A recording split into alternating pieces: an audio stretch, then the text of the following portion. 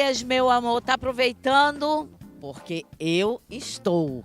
Mas para não deixar você totalmente sem a Mazé, sem a nega, Mazé de Estudo de hoje vai ter Alô Doutora e o doutor Rômulo Menner, médico maravilhoso lá no Rio de Janeiro que eu entrevistei. Vem comigo. Beijo das férias.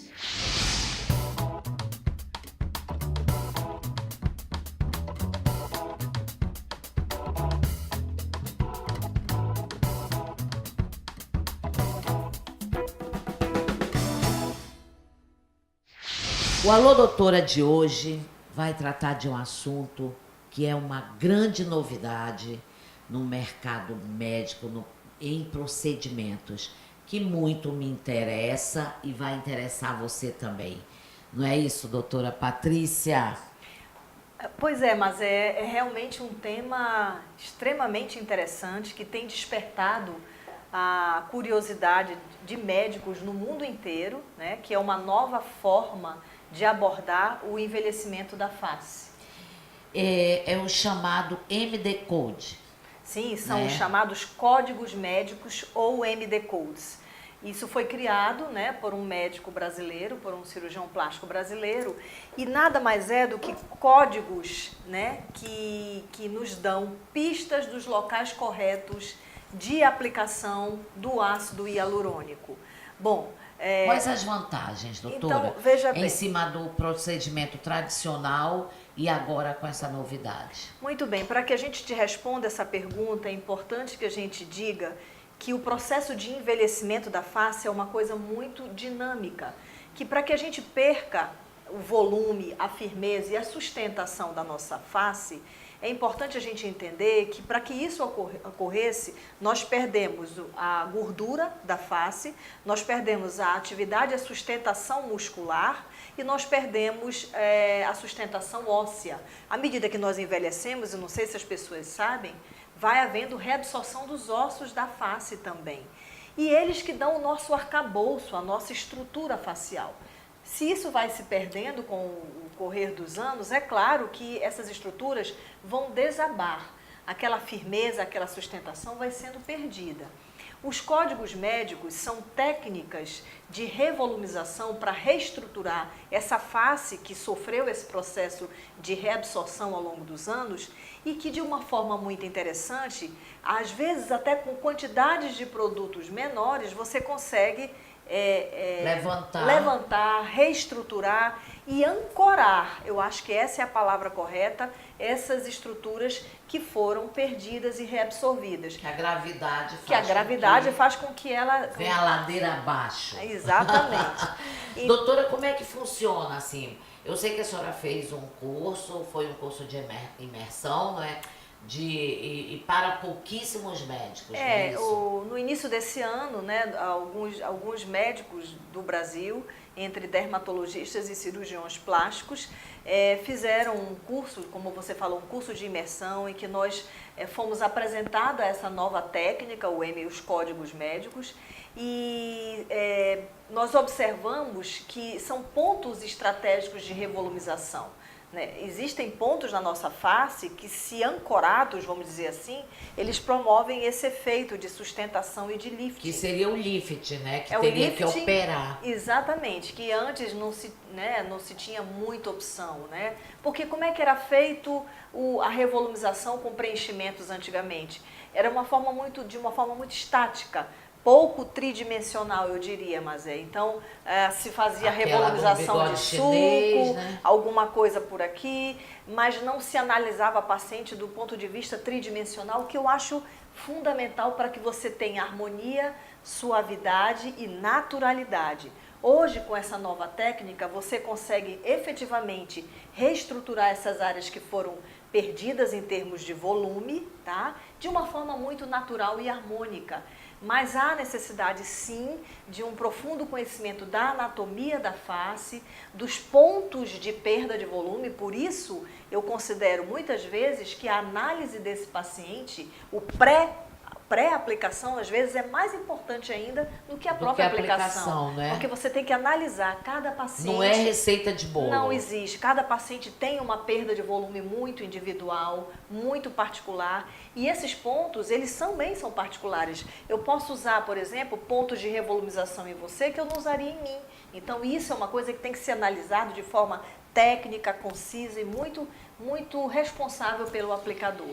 Eu diria a senhora, lhe perguntaria se retarda uma cirurgia plástica de rosto agora ou vai substituir a cirurgia de rosto? Eu não diria substituir, né? Porque eu acho que a cirurgia facial, o lifting facial, tem sim o seu papel já muito determinado. Existem graus de flacidez muito avantajados que realmente precisam da remoção de pele, de tecido, porque ele se tornou abundante, mas com toda certeza essas técnicas atuais de revolumização retardam muito a cirurgia plástica convencional, porque você consegue dar essa sustentação, essa substância, o ácido hialurônico, tem um importante... Pois é isso que eu queria saber, quer dizer, é a única substância usada nesse método, né, nesses códigos, método é o ácido hialurônico. E que não é qualquer pessoa que pode aplicar. Não, precisa de um treinamento, isso é fato, isso é muito sério, mas é porque são pontos estratégicos, você precisa de um conhecimento de anatomia importante, né, porque são áreas nobres da face, a gente injeta nessa região infraorbitária, áreas de imersão de nervos, de artérias, enfim, precisa de um conhecimento anatômico muito sério. E o ácido hialurônico é a substância utilizada para fazer esse tipo de revolumização. O ácido hialurônico, diga-se de passagem, é uma substância que tem uma importantíssima capacidade de atrair água para os tecidos. Essa é uma vantagem acessória desse método, porque você vai estar efetivamente utilizando um produto que tem uma capacidade de melhorar muito a qualidade da sua pele. Então, além da ação de revolumização e de volta ao contorno da face que foi perdido, você também tem uma melhora da qualidade da pele por conta da ação do ácido hialurônico. E agora eu vou sair daqui e vou direto para... Doutora, muito obrigada, gente. No próximo programa, Alô Doutora, vocês vão ver tudo. Nós vamos fazer a segunda parte com todas as dúvidas que você tem. Manda as perguntas que a doutora Patrícia vai responder. Muito obrigada, doutora. Eu que agradeço, mas é sempre um prazer estar aqui com você. No próximo programa, a gente se vê no Alô Doutora.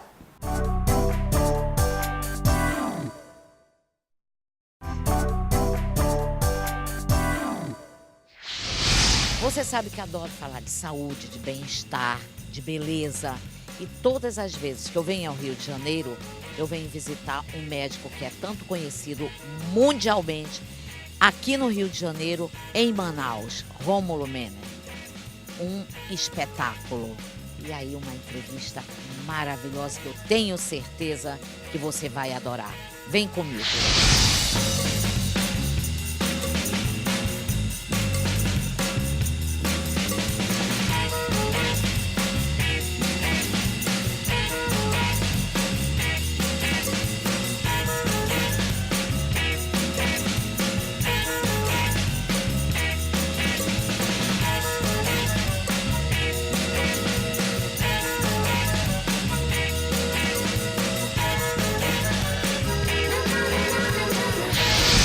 Doutor Rômulo, é um prazer enorme mesmo estar aqui com o senhor, estar aqui dentro do seu escritório, abrir esta exceção para mim num sábado, no seu consultório, e é uma felicidade encontrá-lo sempre, até porque o senhor sempre me deixa muito bonita.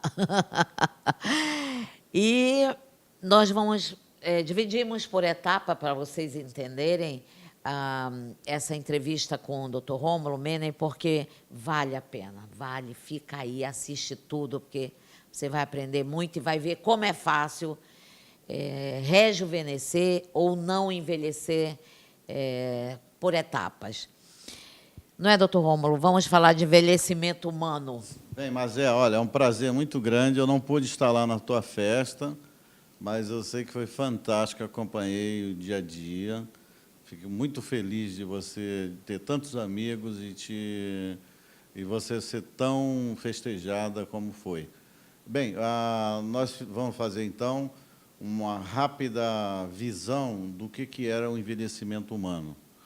Então, está muito em moda hoje, mas logicamente, eu sou um cirurgião plástico há 40 anos, mas está muito em moda hoje matérias como essa, se chamar os donos do tempo. Então, são teorias que já estão bastante evoluídas, que estudam o envelhecimento humano. Então, desde o ponto de vista nutricional, quanto do ponto de vista do meio ambiente aonde ele vive. Então, existe uma relação muito grande, porque o envelhecimento é um processo inflamatório, crônico, irreversível. É muito duro você escutar essa palavra, né? Envelhecimento é um processo inflamatório crônico e irreversível, mas a gente tem cartas na mão para dizer que esse processo crônico, que é o envelhecimento, pode ser retardado, pode ser desacelerado. Nós podemos trazer alguns aspectos do envelhecimento, como bolsas, inchaços, trazer mesmo, regredir 10, 20, 30 anos, sem a necessidade de que você seja cortada. Isso que é incrível, né? A gente estava falando sobre isso, e uma dos assuntos que eu queria falar com o senhor sobre isso é das dietas. Essa novidade, quer dizer, não é meio novidade, mas que a alimentação contribui muito para que você retarde esse envelhecimento. Bem, vou localizar logo dentro da floresta amazônica. Então, os estudos que nós temos hoje, os relatos dos índios que viviam no início da civilização, e que são os donos da floresta, eles tinham uma longevidade, mas não só uma longevidade, eles tinham uma qualidade muito grande de envelhecimento. Eles morriam por outros problemas que hoje a ciência já evoluiu, e que são gripes e sarampos e outras doenças. Mas eles eram esbeltos, eles não tinham barriga, porque não existia o carboidrato na dieta deles, a não ser a mandioca, a macaxeira, as raízes que eles tiravam. A alimentação era toda feita de caças, de pesca, e isso levava a um envelhecimento saudável, com musculatura exuberante, e também hábitos que levavam eles a caminharem muito. Isso é mais ou menos o resumo do que a gente deve fazer hoje. Alimentação em base proteica, baixo consumo de carboidrato, para que a gente não tenha grandes estoques de gordura, uma alimentação baseada em que o seu organismo não crie precocemente bolsas, inchaços, hipertensão, diabetes, etc., etc. O diabetes e a hipertensão estão muito relacionadas à baixa qualidade do envelhecimento. Então, se numa alimentação bem colocada nós evitarmos a precocidade do diabetes e da hipertensão, nós vamos ter um envelhecimento muito mais saudável. Quer dizer que, se a gente fizer essa alimentação, a maneira de como você vive de maneira saudável, você pode retardar isso tudo, não porque eu sou diabético, porque a minha família toda eu tenho hipertensão, porque toda a minha família tem. A gente pode retardar isso também? Pode. Eu vejo mais isso como um problema de saúde, de educação do povo. Então, a nossa população hoje tem uma alta incidência de diabetes e de hipertensão e outras doenças inflamatórias devido à educação alimentar. Então, se nós tivermos um conceito, vamos lá para o Oriente Médio, onde a alimentação alimentar não mudou muito. Então, lá o consumo de lentilhas, de carnes, de baixa quantidade, até o carboidrato doce dele, o haleua, é de gergelim, que é um ômega 3. Então, eu acho que tem populações ainda, como a da Sardenha, que é baseada em peixe, em azeite de oliva e de vinho tinto, com baixo consumo de carboidrato, que dá essa longevidade. Eu falo do ponto de vista arterial, que teria menor índice de infarto, e também do ponto de vista externo, quer dizer, com bolsas, o mínimo possível de inchaços embaixo dos olhos. Então, essa seria a relação que nós temos hoje entre povos que vivem muito e qualidade do envelhecimento e longevidade, porque a longevidade está relacionada à vida longa do coração. Então, isso é tudo parte de componentes nutricionais. Olha, daqui a pouco a gente vai falar sobre medidas preventivas. Não sai daí, porque eu continuo com o Dr. Rômulo e você vai ver que continua a cara e a voz da Amazônia. Não sai daí.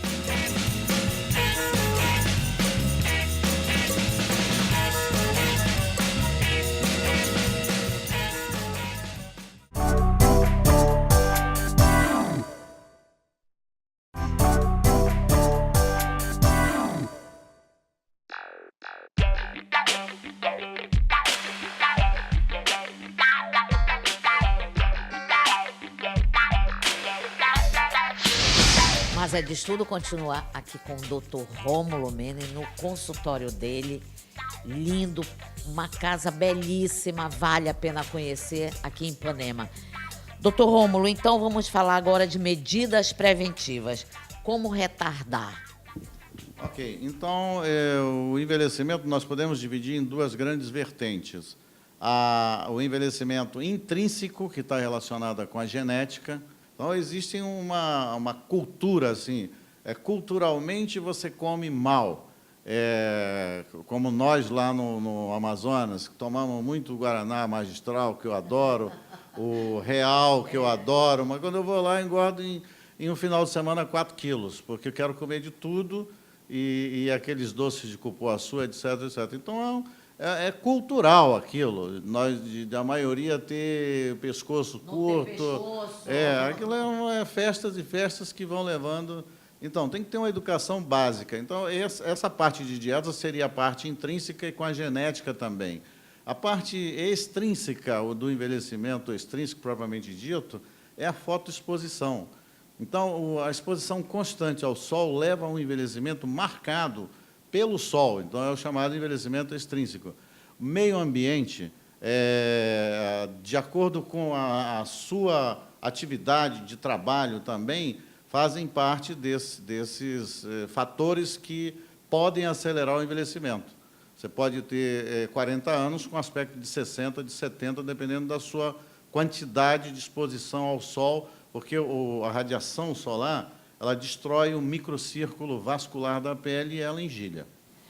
Doutor, e como é que faz, por exemplo, em Manaus é impossível aquele sol ardido que a gente tem, aquela temperatura altíssima, como é que a gente pode retardar, como é que a gente pode desacelerar o envelhecimento dentro de uma cidade como Manaus, como lá no Amazonas? Eu não sou um fanático pelo uso do filtro solar, mas eu acho que quem tem atividade no sol tem por obrigação de proteger a sua pele através de um filtro que você não capte toda a radiação. Não existe filtro solar 100%.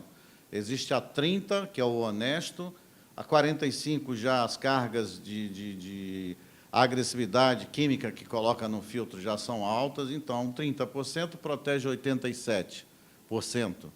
Então, a convivência com o sol é uma coisa agradável, mas a gente deve selecionar os horários do dia e, quando for ao sol de praia, quiser ficar 6, 8 horas de praia ou sair de barco, tem que ter um bom protetor para filtrar esse excesso de radiação. Isso é uma medida preventiva para que a sua pele não envelheça encolhendo.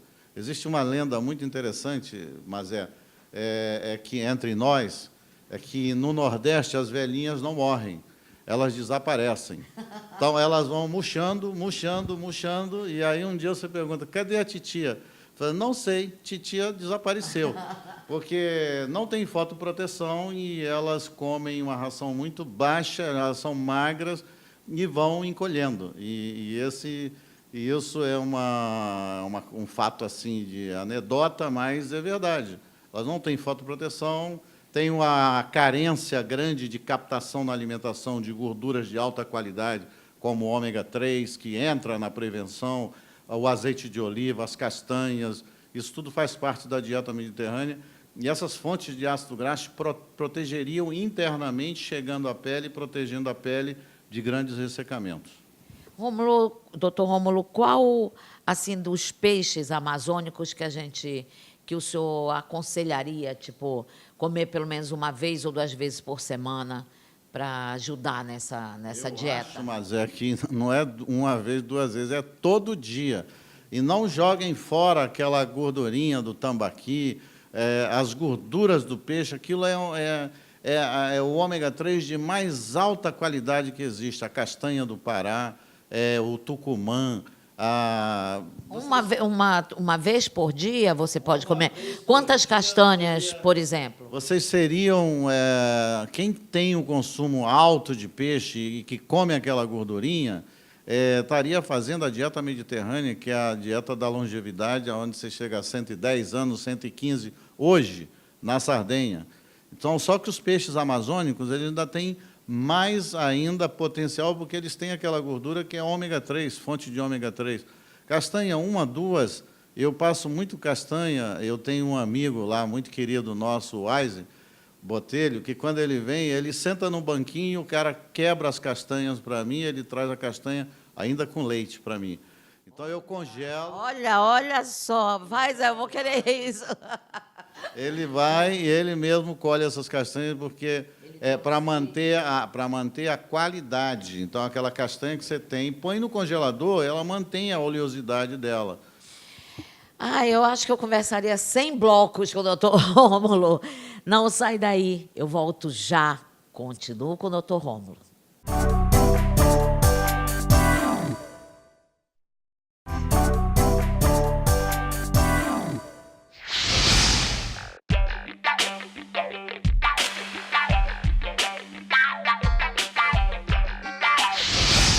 Volto com o doutor Rômulo Mena e agora a gente vai falar do X da questão que você está louco para saber, não é? Vamos falar de tratamento anti-envelhecimento, passado, presente, futuro. Vamos lá, como era no passado? Bem, como cirurgião plástico formado em 1976, são então 40 anos esse ano, nós começamos a nossa vida com técnicas cirúrgicas que tentavam corrigir o envelhecimento através de técnicas cirúrgicas. Seria descolamento, incisões, descolamento da pele, e depois evoluiu para descolamento do músculo também. Isso eram as técnicas que nós usamos nos primeiros anos da nossas atividades. Eu considero que 20 anos atrás houve uma revolução no tratamento do envelhecimento pelo cirurgião plástico e pelo dermatologista, que foram a introdução do laser na medicina. Então, o laser para os pequenos envelhecimentos, sem grandes flacidez, e pessoas que não têm, que têm uma aceitação ou uma ojeriza por aquela fase primária da cirurgia plástica, são os que querem uma coisa mais discreta. O laser veio contribuir muito, colocando qualidade nesse envelhecimento, que nós podemos realmente renovar a pele, sem os cortes, sem a tração, podemos retirar o processo das bolsas e excesso de pele em volta dos olhos e manter aquelas pessoas que querem ficar natural, com o seu pescoço natural. Então, essa é uma segunda fase. A terceira fase, que é o futuro, está ligada a altas tecnologias, como radiofrequência, como ultrassom, que veio somando essa fase de laser, e nós podemos, então, através de um ultrassom, atingir camadas profundas da pele e contrair essa musculatura lá dentro, como nós fazemos para quebrar pedras também, com ultrassom. Então, está evoluindo muita tecnologia. Eu acredito que, em 10 anos, esses métodos todos vão ser bastante menos invasivos e mais eficazes, porque o envelhecimento vai acontecendo. Vamos dizer que você teve erros alimentares, se expôs muito ao sol. Então, o laser vem, troca a sua pele, põe uma pele nova. O ultrassom vem, pega a flacidez muscular e dispara, e você também tem uma tração dessa musculatura. E eu posso dizer para vocês, sem nenhum conflito de interesse, que em Manaus vocês estão muito bem servidos. O Dr. Ilner tem esse aparelho, chama Ultera, ainda é a fase embrionária do que vai ser esse ultrassom, ainda os resultados são muito pobres ainda do ponto de vista médico, mas já nasceu esse Ultera, ele faz algumas alterações, ele contrai a musculatura dentro, é honesto, não é milagroso, mas já existe em Manaus isso. Isso é interessante vocês saberem. Então, E o Botox, ele continua? O senhor acha que o Botox teve uma evolução e continua, doutor o Rômulo? Botox foi, eu posso te dizer, Mazé, que foi assim a salvação da nossa geração, da minha e da tua, que nós temos quase a mesma idade, não vamos dizer a idade, porque evitou as megas deformidades que a primeira fase da cirurgia plástica fazia, que eram aquelas incisões enormes, com testas enormes que ficavam depois. Não crescia mais o cabelo, não é? Crescia mais o cabelo, o pé do cabelo perdia, a testa tipo Marta Rocha, que estereotipou uma geração. Então, hoje, no Rio de Janeiro, nós temos um grande museu a céu aberto, que é Copacabana, com aquelas senhoras de 70, 80 anos, todas operadas e verdadeiras múmias. Então, isso apagou uma fase negra da cirurgia plástica e o Botox realmente nos protegeu. Então, a nossa geração está envelhecendo muito mais tranquila. Tem evoluções em Botox? Tem. Técnicas, a mesma substância aplicada por médicos diferentes, com visões diferentes, que não estereotipam quando fazem um Botox. Muitas vezes a gente vê, sem comentar as cidades, mas a gente sabe que todo mundo vai num determinado médico, porque os defeitos dos Botox de cada médico são bem visíveis, são conceitos que aquele médico tem que estereotipa a paciente. O rosto, né? Fazem avatares. Quer dizer, Jardim Barbalho, o Delcídio, agora, por último, a nossa querida ministra do Supremo Tribunal Federal, que, às vezes, conceitos errados de médicos que ainda não sabem utilizar a toxina botulínica sem deixar esses... A falta de estudo mesmo, acha que é pegar e usar, não é, Rômulo? Bom senso. Eu acho que é bom senso, estudo de músculo, é individual, o Botox não é uma receita de bolo que você coloca um ponto aqui e tal. Cada caso, individualmente, você tem que analisar e fazer personalizado o Botox. Rômulo, olha, eu estou muito feliz, doutor Rômulo, por o senhor ter tirado esse tempo para conversar comigo. E, assim, toda vez que eu venho ao Rio de Janeiro, eu tenho que vir aqui, nem que seja para dar um beijo nele. E aí eu remostro 10 mil anos. Bem, e agora você pode vir, porque você acabou de ver que na minha esquina aqui, a 3 casas daqui, tem o top do top, que é a Hermès, e esse aqui é o quadrilátero do chique de Ipanema, de Ipanema, seria a Champs-Élysées, ou a Rodeio Drive, ou a Oscar Freire, onde eu estou há 30 anos, graças a Deus. Essa casa é minha, mas não é minha, foi dada a mim, para que isso aqui fosse uma fonte de radiação de uma coisa muito linda, que é o trabalho social. Um dia desse a gente ainda vai falar sobre o seu trabalho social. Para mim foi um prazer enorme. Muito obrigada, doutor Rômulo. Mazé diz tudo, que é a cara e a voz da Amazônia. Beijo da Neva.